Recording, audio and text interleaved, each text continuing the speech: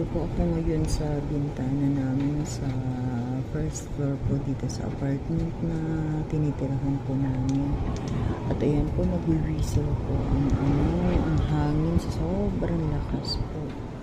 Ayan po ang condominium, tanaw na tanaw po namin dito. Sorry po, medyo malabo kasi po yung jalousie kinakailangan po namin sarado kasi po pumapasok po yung malakas na hangin, pero later on i-open ko din po para po talagang makita natin. Bale, yan po ay ang sa balita ko kaninang napanood ko po ay bale si Christine ay palabas na po ng Philippine area responsibility, pero po bale ito ngayon ay habagat na po siya kaya sobrang lakas, grabe. Lalo siguro kung nagsama pa talaga sila ng matagal si Christine at saka si habagat, siguro po hindi lang po talaga ito ang nangyayari. Sobrang lakas na whistle po yung namin. Try natin buksan. Ay, pumapasok ito. Sobrang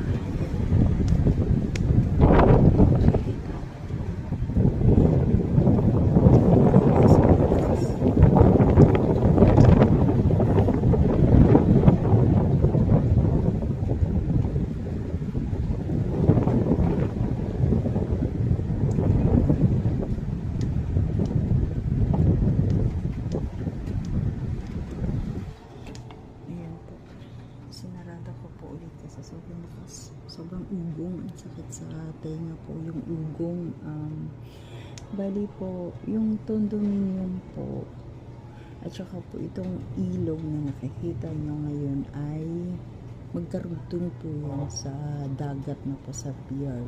At saka kung nakikita nyo po yung banda doon, yung ayun po, wait, yun po yung Deca building. Balik katapat po nila doon ang dagat. So ayan po, ngayon po yan kasalukuyan July 19. Ingat po tayong lahat mga kababayan po. Maraming salamat po. Mga kababayan, pa-like and share naman po, pa-subscribe po sa bago ko pong channel. Sana po.